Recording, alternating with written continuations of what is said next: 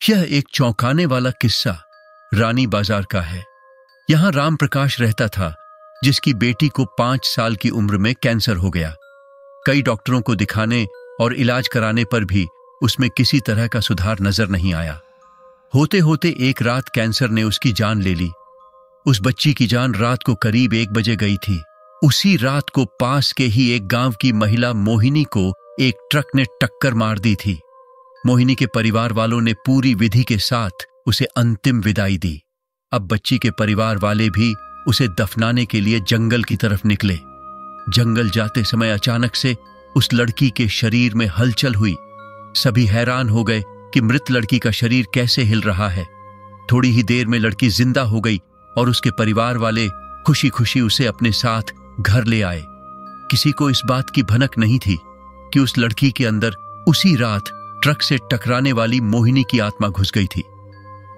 बच्ची जब से मौत से लौट कर आई थी, तब से ही उदास और चुपचाप एक कोने में बैठी रहती थी। एक दिन उसकी मां ने उसे खुद अपने हाथों से खाना खिलाया और मामा के घर लेकर जाने की बात कही।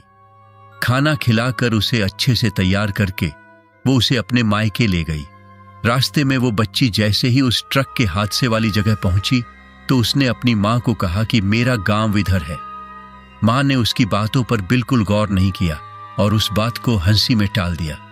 कुछ ही देर में वो अपनी बेटी के मामा यानी अपने भाई के घर पहुंच गई। 1-2 दिन बाद मामा जी के घर के आसपास ही बच्ची के अंदर घुसी मोहिनी को अपनी पड़ोसन सिमरन दिखी। उसने जोर से उसे नाम से पुकारा। सिमरन ने पलटकर देखा तो एक छोटी बच्ची थी।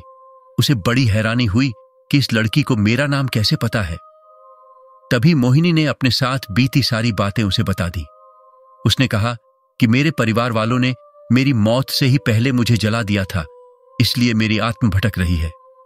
उसी दिन इस लड़की की भी मौत हो गई थी, तो मैं इसके शरीर में घुस गई। सिमरन ने यह बात अपने गांव जाकर सबको बता दी।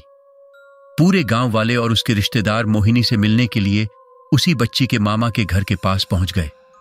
उस लड़की के अंदर रह रही मोहिनी की आत्मा ने सबको एक एक करके पहचान लिया।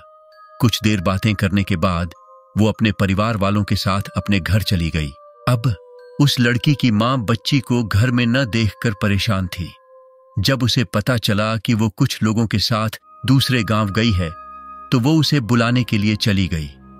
अपने परिवार के साथ खुश मोहिनी ने वापस आने से मना कर दिया। पास के ही लोगों ने उसे समझाया कि तुम्हें दोनों परिवार के साथ रहना चाहिए, इससे सभी को खुशी मिलेगी। तुम किसी एक परिवार को दुखी नहीं कर सकती हो।